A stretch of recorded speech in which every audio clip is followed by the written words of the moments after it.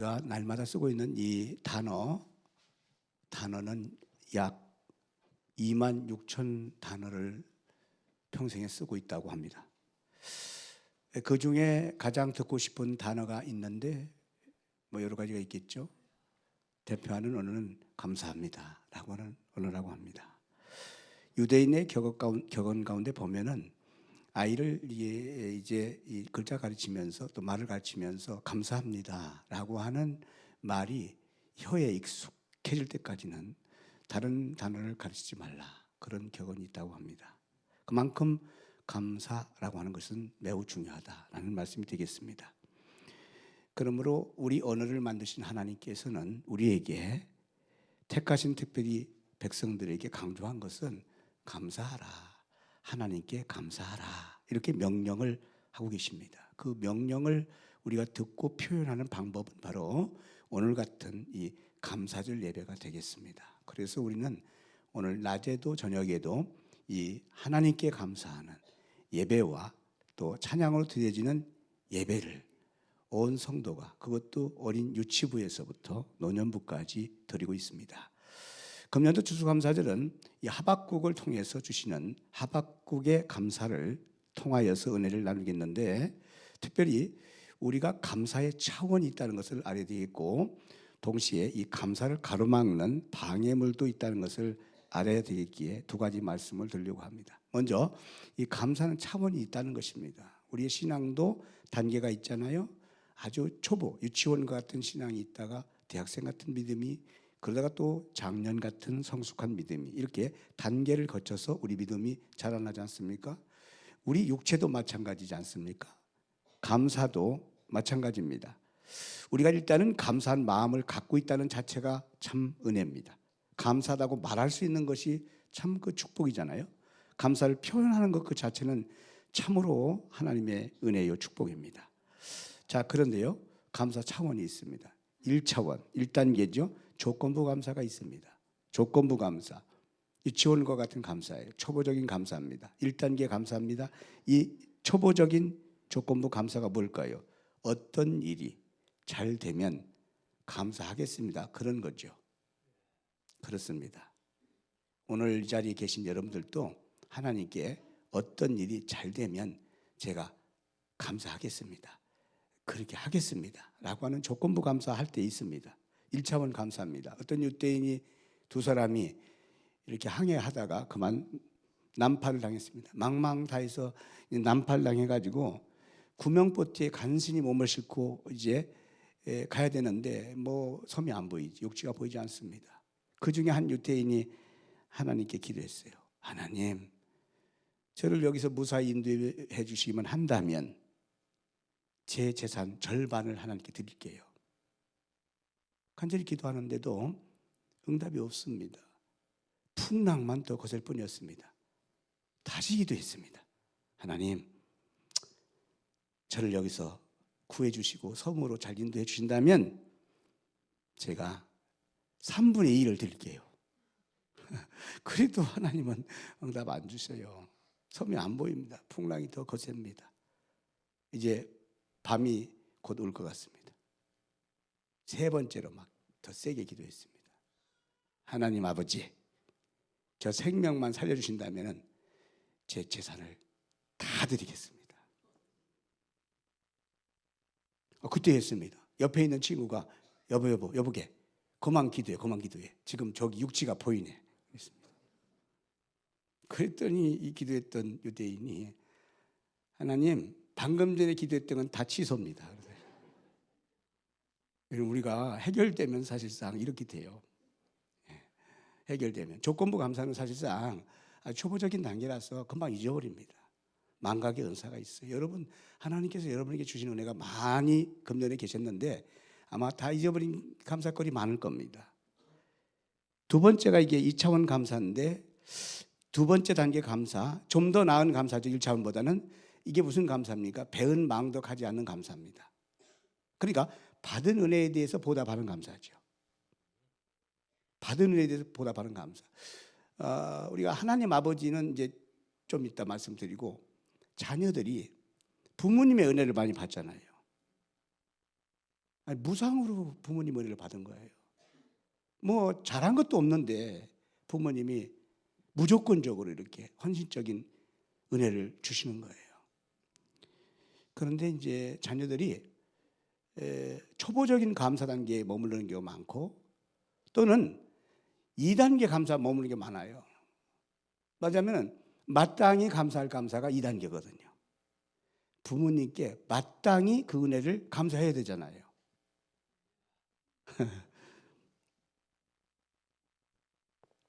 그러면 그냥 뭐 감사 안 해도 괜찮으신가요?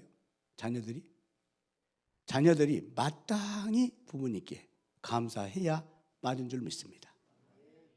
너희 부모를 공경해라. 너희 늙은 어미를 경홀히 여기지 말라. 할렐루야. 부모님의 말씀은 하나님이 주신 이 땅에서의 최고의 권위예요. 여러분, 이 땅에 존경하는 사람들이 많이 있고 참 그러겠지만 부모님이 가장 존경의 대상이 되는 겁니다. 부모님의 말씀은 곧 하나님이 주신 최고의 영적인 권위가 됨을 믿으시기 바랍니다. 이 부모님을 잘 그 은혜를 보답해야 돼요. 그런데 많은 자녀들은 이 부분을 잃고 사는 경우가 많습니다. 그러니까 2차원 단계는요, 배은망덕하지 않은 감사합니다. 왜? 받은 은혜에 대해서는 감사할 줄 아니까. 받은 사랑에 대해서는 우리가 보답할 줄 아니까. 부모님께 받은 은혜와 사랑을 보답할 줄 아는 그 자녀, 이 두 번째 이 단계라는 거예요. 우리가 하나님께서 주신 은혜가 너무 큰데 그것을 깨닫고 보답할 줄 아는 감사. 이를테면 이런 거죠. 누가복음 17장에 보면은 10명의 문둥병 환자들이 예수님을 만나서 다 고침을 받았어요. 말이 그렇지 그 병에 걸리면은 정말 사람 노릇 못합니다. 이제 집을 다 떠나서 격리 생활을 해야 돼요. 그리고 언제 죽을지 모릅니다. 그런데 예수님을 만나서 그 병이 다 고침을 받았어요. 그런데 웬일인지 무슨 이유가 있는지 9명은 글쎄 이 문둥병을 치유해 주신 예수님께 감사하기는커녕 뒤도 안 돌아보고 그냥 어디로 가기에 바빴어요.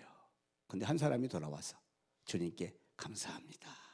감사합니다. 아무리 주님이라도 그때 뭐라고 말씀하셨어요? 아니 10명이 다 고침을 받지 않았느냐? 9은 어디 있느냐?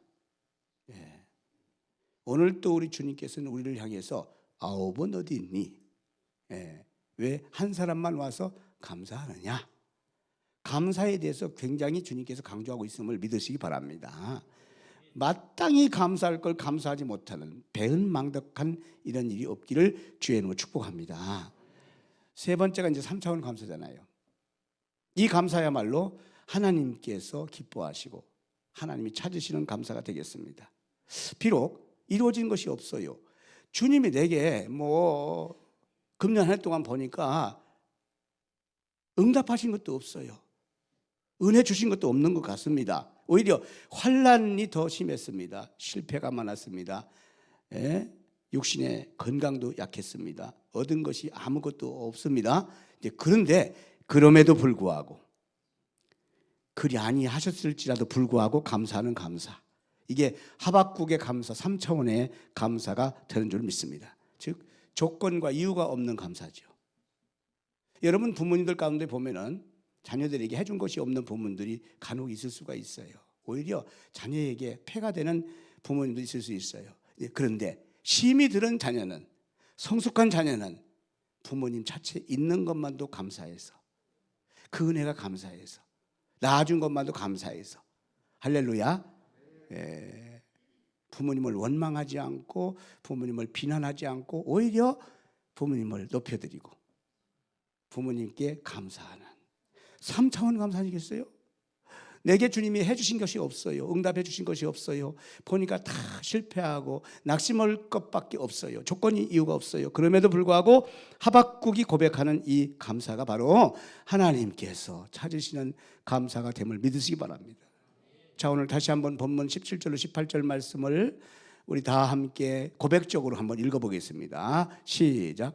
비록 무화과나무가 무성하지 못하며 포도나무에 열매가 없으며 감람나무에 소출이 없으며 밭에 먹을 것이 없으며 우리의 양이 없으며 외양간에 소가 없을지라도 나는 여호와로 말미암아 즐거워하며 나의 구원의 하나님으로 말미암아 기뻐하리로다. 아멘.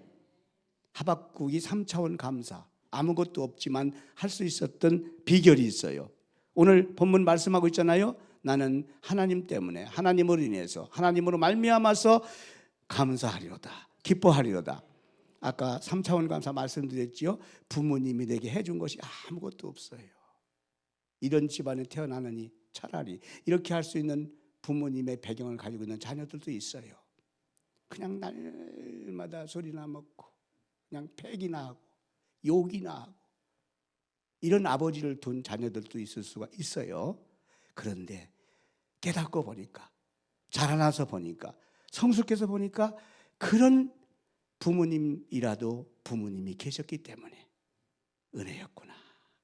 내가 그런 부모님, 그런 어려움 속에서 내가 역경을 딛고 일어설 수가 있었구나 라고 성숙한 감사를 드릴 수가 있다는 사실을 믿으시기 바랍니다.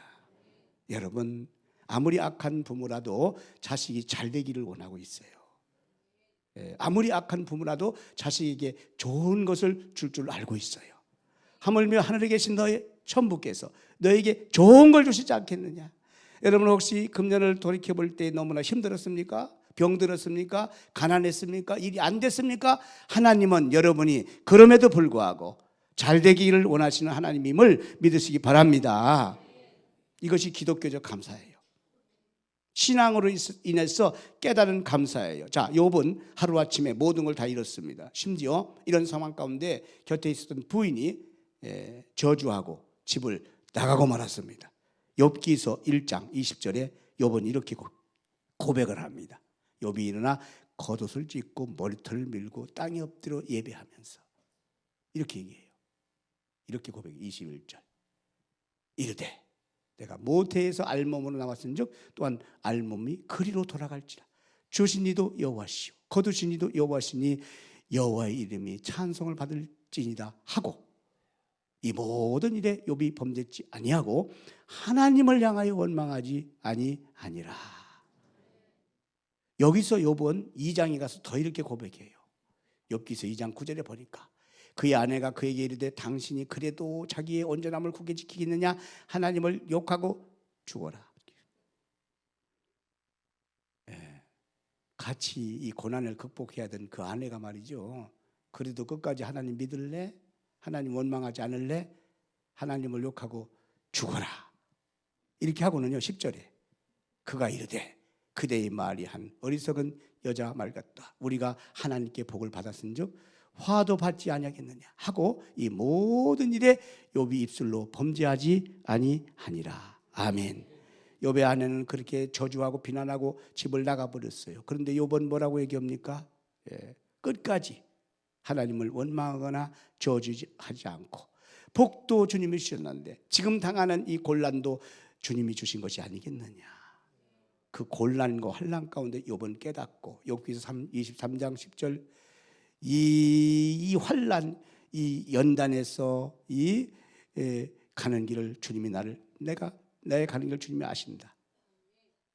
이 끝에는 이 연단의 끝에는 정금 같은 하나님의 은총과 복이 있으리라.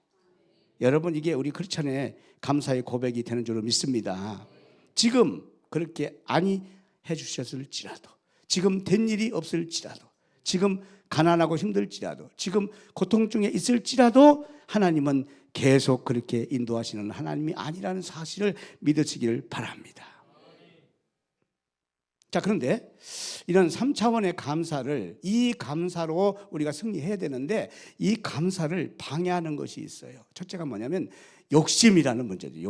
욕심은 감사와 절대 함께 갈 수 없어요. 물과 기름입니다. 감사는 욕심을 내려놓을 때 포기할 때 비로소 가능합니다. 성령님은 언제든지 어떤 상황이든지 우리에게 감사할 수 있도록 역사하시는 분이시고 반대로 사탄은 아무리 좋은 환경이라도 우리 속에 욕심을 내게 합니다. 그래서 끝없는 탐심으로 만족을 빼앗고 행복을 뺏습니다. 감사하지 못하게 방해합니다. 오히려 감사할 자리에 원망과 불평을 하도록 만드는 것이 사탄입니다. 여러분 속에 있는 욕심을 내려놓는 순간 오히려 감사로 바꿔집니다. 만족과 행복이 여러분에게 임하게 될 줄로 믿습니다. 두 번째는 비교의식이라는 거예요. 비교의식은 끝없는 경쟁을 갖다 줍니다. 우리가 만약 경쟁에 내몰리면 마음이 편할 날이 없습니다. 몸도 마음도 늘 피곤하고 불안해집니다. 심령의 기쁨이 다 빼앗기고 맙니다. 얼굴이 늘 굳어 있어요. 늘 불편합니다. 예, 옆에 분하고 인사하시죠. 웃으며 삽시다. 웃으며 사세요. 예, 웃으며 삽시다. 웃는 얼굴에 침 못 뱉고, 예, 웃으면 복이 오고, 그래서 웃으며 살아야 돼요. 우자가 공자 명자보다 좀 높으세요. 그러니까 웃어야 돼요. 예, 방금 전 일 보고 나온 사람을 뭐라고 그래요? 일본 사람이라고 그래요. 근데 여러분, 예, 일본 사람이 요즘에 정말 이 경제가 참 중요한데 세상에서 가장 가난한 왕이 있었습니다. 이게 누군지 아세요? 제가 못 사는 임금님. 최저임금이에요. 저는 아재 개그를 할 줄 아는데 여러분, 이 감사가 여러분 입에서 배기를 바랍니다. 예, 감사가 늘 입에서 이렇게. 어떤 믿음 좋으신 80살 이상 되신 할아버지 집사님이 정말 감사, 입에 늘 감사, 누구를 만나도 감사, 이리 봐도 저리 봐도 감사. 원래 감사가 월요일은 원래 감사잖아요. 수요일 날은 그냥 수수하게 감사하는 거예요. 예, 토요일은 막 토하고 또 감사한다고 하더라고.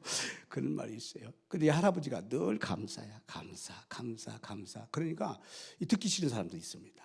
특별히 애들이 막 놀려댑니다. 할아버지 뭐가 그렇게 감사하냐고. 감사할 일이 없는데 감사. 뭘 자꾸 입에서 그러시냐고.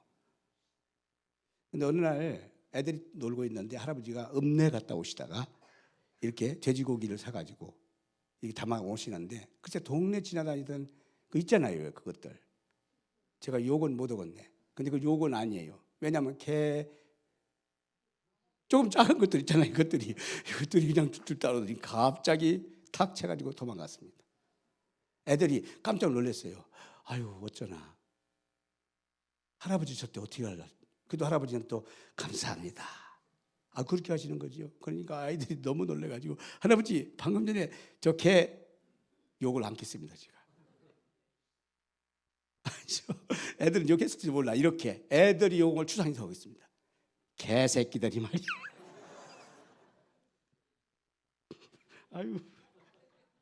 아유, 좀 시원하네. 아니 세상에 좀 그런 친구들도 있잖아요. 어쨌든 간에. 아니 그 고기를 뺏어갔는데 뭐가 감사하냐고 할아버지. 욕을 해야지. 막 그냥 제가 애들 표현 저 개새끼들 죄송해요.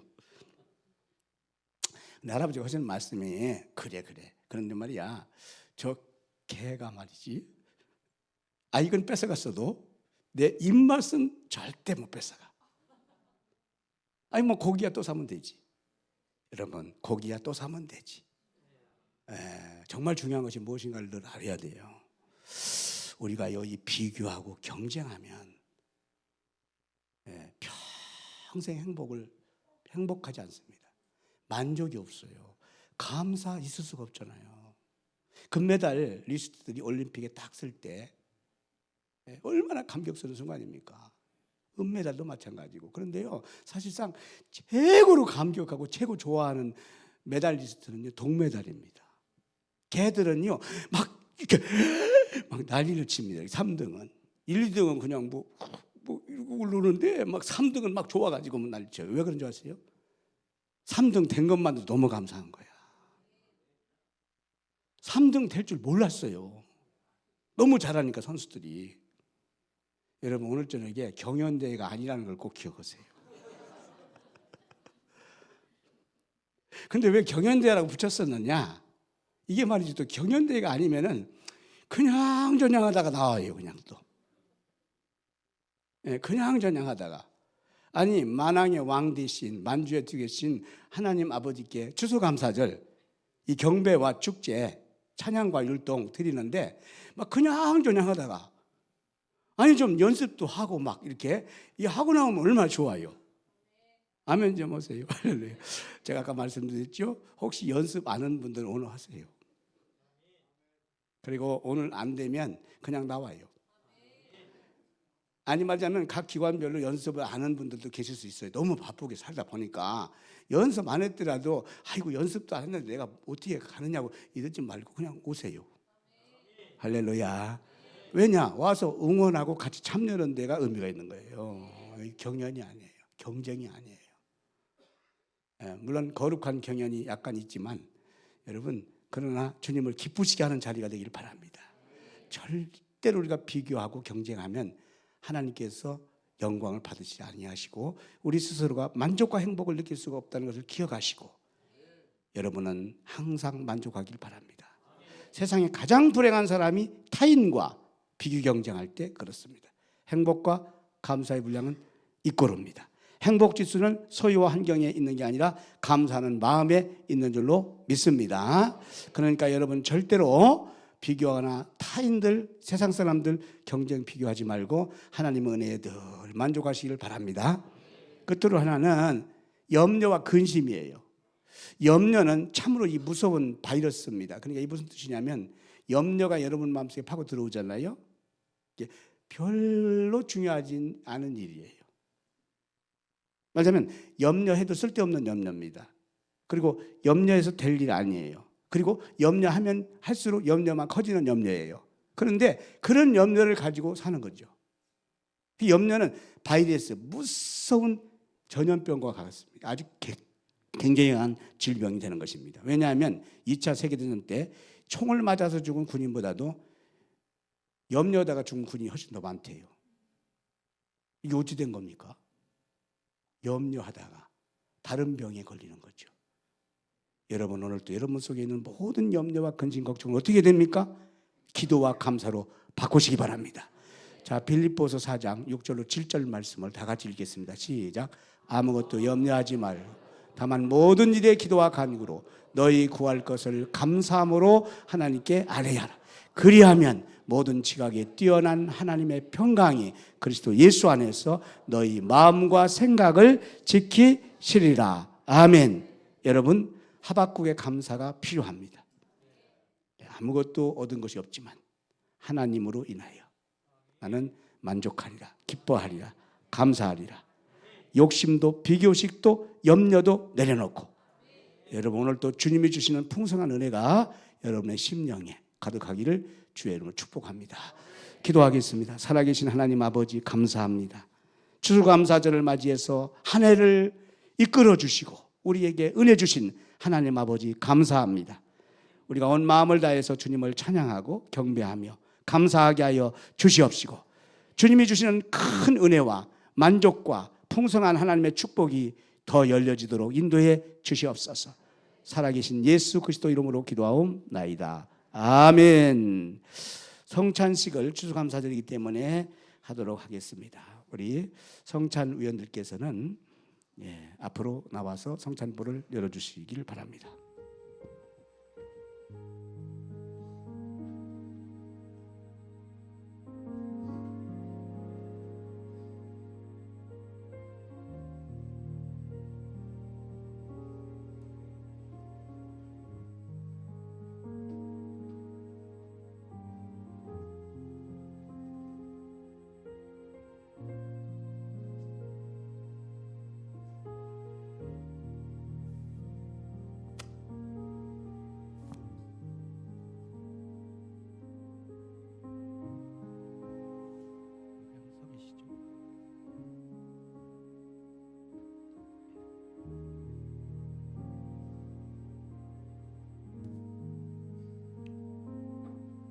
사랑하는 성도 여러분, 여기 마련된 상은 주님께서 마련해 주신 거룩한 식탁입니다.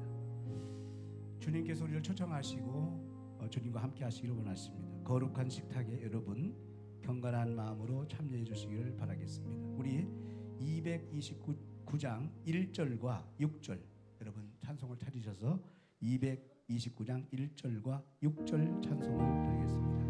아무 흠도 없고 거룩거룩하시 아무 흠도 없고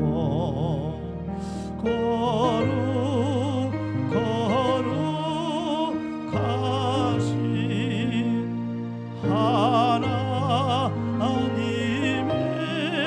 어린 양이 죽임을 당해 6절 찬송입니다. 우리 그대까지 십자가를 지고 주의 자비함과 은혜 널리 전파하세.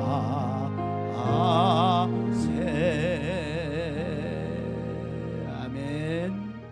요한복음 6장 53절 말씀입니다. 곧 예수께서 잡히시던 날 밤에 떡을 손에 드시고 감사 기도를 드리신 다음 떡을 떼시고 이것은 너희를 위하여 주는 나의 몸이다. 나를 기억하여 이 예를 행하라 하고 말씀하셨습니다. 또 식사 후에 잔을 드시고 감사의 기도를 드리신 다음 이것은 내 피로 맺은 새로운 계약의 잔이니 마실 때마다 나를 기억하여 이 예를 행하라 말씀하셨습니다. 그러므로 성도 여러분, 오늘 이 떡을 먹고 이 잔을 마실 때 주님의 죽으심과 부활하심을 선포하고 다시 오실 예수님을 준비하고 예비하는 시간이 되시기를 축복합니다. 기도하겠습니다. 살아 역사하시는 긍휼과 자비의 하나님 아버지, 오늘 예수 그리스도의 살과 피로 마련하신 식탁을 저희들을 초대해 주시고 동참할 수 있게 하심을 감사합니다.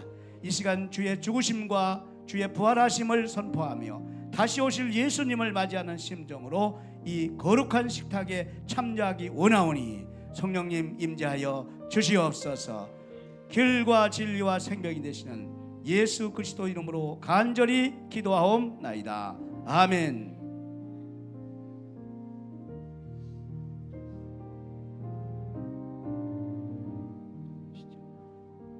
저는 이 빵을 세 덩이를 내도록 하겠습니다.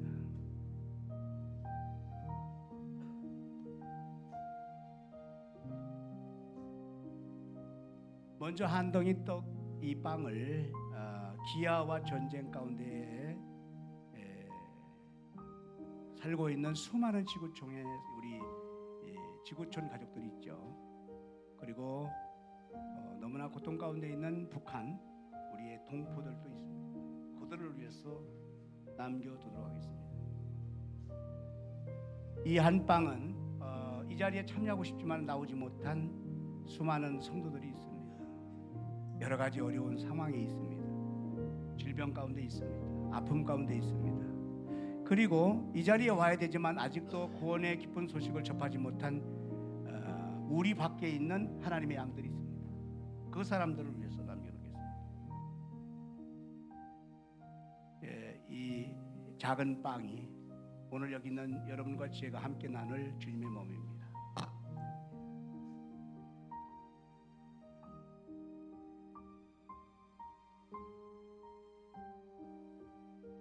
이것은 주님께서 우리를 위해서 흘리신 주의 보혈, 피를 상징하는 포도주입니다. 여러분 이 포도주를 마실 때에 십자가의 놀라운 구속의 은총을 체험하는 시간이 되기를 바랍니다.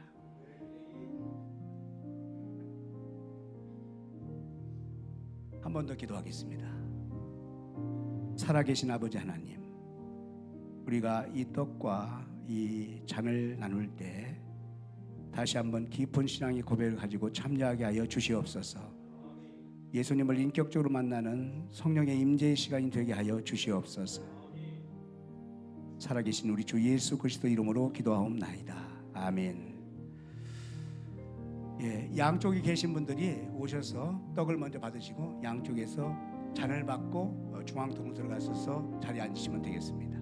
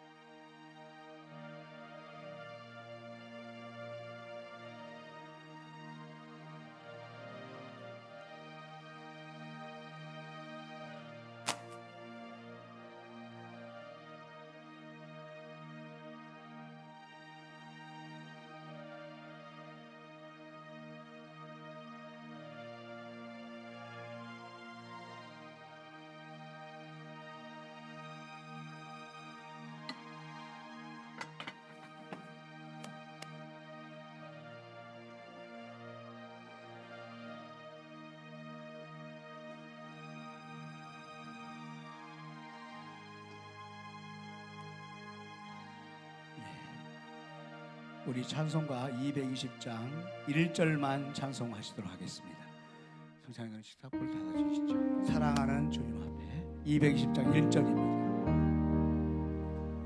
사랑하는 주님 앞에 형제자매 한자리에 크신 은혜 생각하며 즐거운 찬송 부르네. 내 주 예수 본을 받아 모든 사람 내 몸같이 환난 근심 위로하고 진심으로 사랑하세. 아멘. 기도하겠습니다. 사랑과 긍휼과 자비의 하나님 아버지, 오늘 우리에게 이렇게 성찬을 베풀어 주시고 새로운 힘과 고백과 결단을 주시니 감사를 드립니다. 이 성찬이 우리 삶에 더욱 생명력 있게 하시고 주님께서 우리를 위해서 몸을 찢기시고 피를 흘리신 것처럼 우리도 주님과 이웃을 위하여 우리의 삶을 나누며 살게 하여 주시옵소서. 진정한 화해자로서 복음의 증인으로서 예루살렘 교회 성도처럼 십자가를 굳게 잡고 부활의 승리를 감격하며 살아가게 하여 주시옵소서. 영원한 구원자 나사렛 우리 주 예수 그리스도 이름으로 간절히 기도드리옵나이다. 아멘. 다 함께 일어나